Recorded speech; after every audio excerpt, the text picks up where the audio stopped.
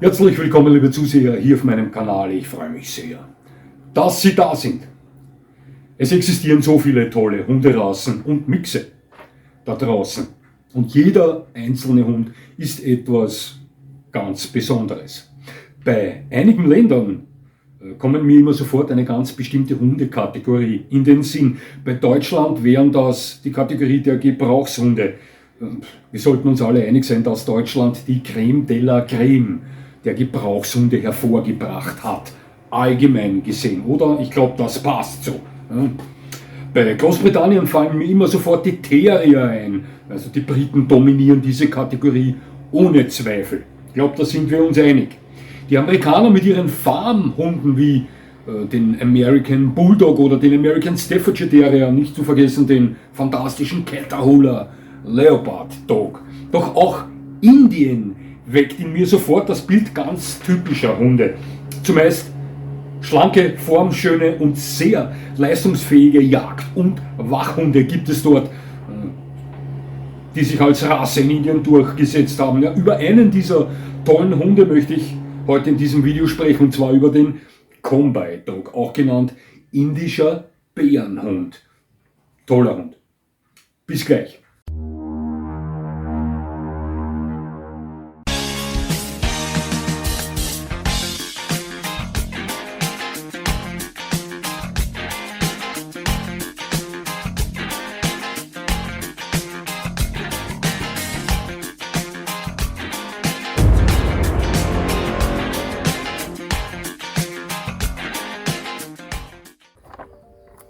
Ich mag Indien, ein riesiges Land, welches vom Himalaya bis zum Indischen Ozean von herrlicher Natur durchzogen ist. 1,5 Milliarden Menschen leben in diesem Land, das von 5000-jähriger Geschichte geprägt wurde. Persönlich habe ich nur gute Erfahrungen mit Menschen aus Indien gemacht. Sehr herzliche, freundliche und anderen Kulturen gegenüber sehr tolerante Menschen. Hunde sind vom Alltag Indiens nicht wegzudenken. Millionen von Straßenhunden streifen durch dieses Land. Halbwilde Paria-Hunde, die gelernt haben, in der modernen Welt zu überleben. Geschichten über regelrechte Bandenkriege mit unzähligen Affen, die ebenfalls in den Städten Indiens leben, sind legendär. Während sich die Affen und Hunde trotz gegenseitiger Abneigung tolerieren, aus dem Weg gehen und versuchen durchzukommen, genügt der kleinste Funke, um gewaltige Racheakte auszulösen, welche teilweise wochenlange andauern können, ja, bis wieder ein halbwegs bröckelnder Frieden eintritt. Meistens ausgelöst durch die Tötung eines Jungen einer dieser beiden Spezies. Ja. Dann dreht eine der beiden Parteien durch und startet solch einen Feldzug, solch einen Racheakt. Ganz schlimm war das im Jahr 2021, als ein Affenjunges von Hunden getötet wurde und die Primaten dann rot sahen. 250 getötete Hundewelpen sind belegt. Also die wurden da auf verschiedene Art und Weise von den durchgedrehten Affen ermordet. Und als in der Region, in welcher dieser Bandenkrieg, dieser ausgewachsene Bandenkrieg stattfand, keine wehrlosen Hundewelpen mehr für die Affen vorzufinden waren, konzentrierten sich diese Verwandten von uns Menschen auch auf Menschenkinder, bis die Stadtverwaltung dieses schwerwiegende Problem wieder in den Griff bekam. Ne? Bis dato ist wieder halbwegs Normalität dort eingekehrt. Manchmal teilen die Affen aus und die Hunde stecken ein, und dann teilen wieder die Hunde aus und die Affen stecken ein. Ne? Wirklich Freunde werden diese beiden Spezies nicht mehr werden. Ja. In Indien teilen sich Mensch und Wildtier häufig denselben Lebensraum, das wissen wir, der für Zweitere immer enger und enger wird, was natürlich zu Problemen führt. Ein großes Problem sind zum Beispiel Leoparden, die in der Nacht häufig auf Nahrungssuche durch die Dörfer und die kleineren Städte streifen. Wir alle kennen Geschichten von menschenfressenden Leoparden und menschenfressenden Tigern Indiens. Einmal auf unseren Geschmack gekommen, spezialisieren sich diese Raubkatzen auf uns. Das weiß man. Ne? Hunde sind hierbei die bevorzugten Alarmanlagen.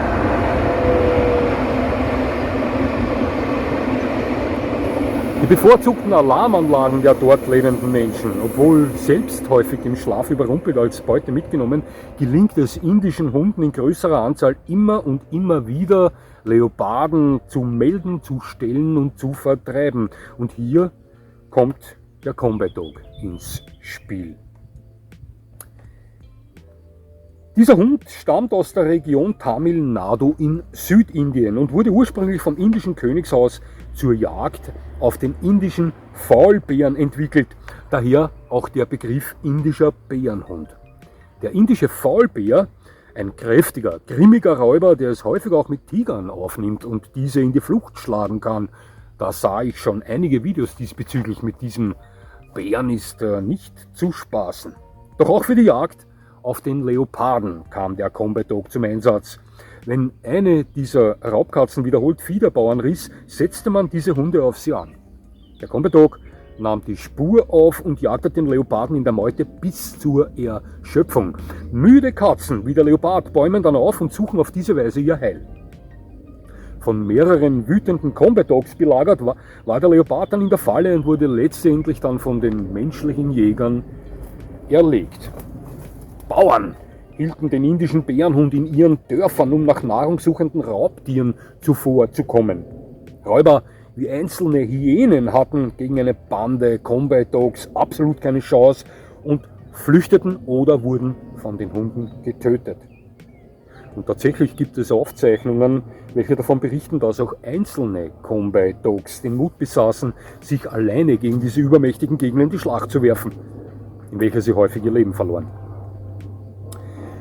Sicher ist man, dass es diese Rasse, welche als solche vom FCI nicht anerkannt ist, seit dem 15. Jahrhundert gibt. Viele Kynologen Indiens aber behaupten, dass der Combat Dog schon etwa 800 nach Christi von den Marava-Königen entwickelt wurde. Doch können diese Behauptungen nicht von Beweisen untermauert werden. Man weiß es also nicht zu 100%. Ja. Tatsächlich spielte dieser Hund auch eine wichtige Rolle bei den Konflikten mit den Briten. Denn die Anführer von Tamil Nadu setzten den Combat Dog als Kriegshund 1801 gegen den Invasor England ein. Einst war der Combat Dog in ganz Südindien als besonders geeigneter Jagd- und Wachhund präsent. Heutzutage findet man ihn hauptsächlich nur mehr im Bundesstaat Tamil Nadu. Der echte indische Bärenhund ist so selten geworden, dass die meisten Hundexperten der Meinung sind, er stehe kurz vor dem Aussterben, wenn nichts zu seiner Rettung unternommen wird. Der Combat Dog zeigt sich äußerlich häufig nicht von einheitlicher Form, doch ich versuche hier den typischen Bärenhund vorzustellen.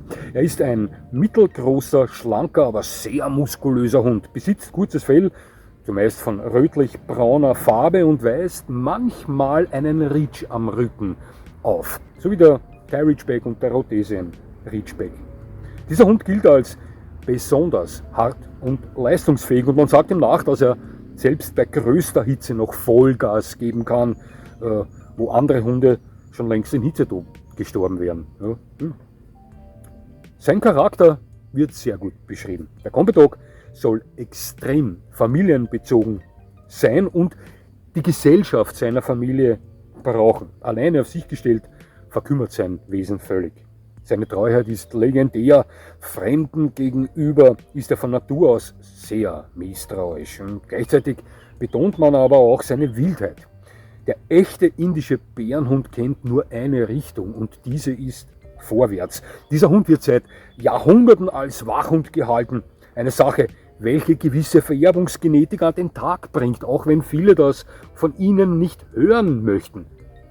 So etwas existiert. Viele sagen, ein Hund kommt so und so nicht so auf die Welt. Ja, doch in gewissem Maße tut er das, wenn er seit Hunderten von Jahren für immer dieselbe Aufgabe herangezogen wird. Ja. Ist so.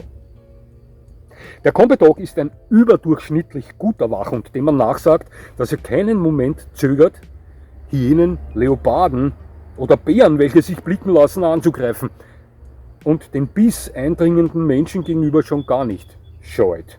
Man schreibt, jeder, der einem Mitglied der Combat-Familie Schaden zufügen möchte, der muss zuerst am Hund vorbei. Ja. Es wird immer wieder betont, dass der Combat Dog aufgrund seiner Vergangenheit ständig für den Konflikt mit fremden Dingen bereit ist. Bandit.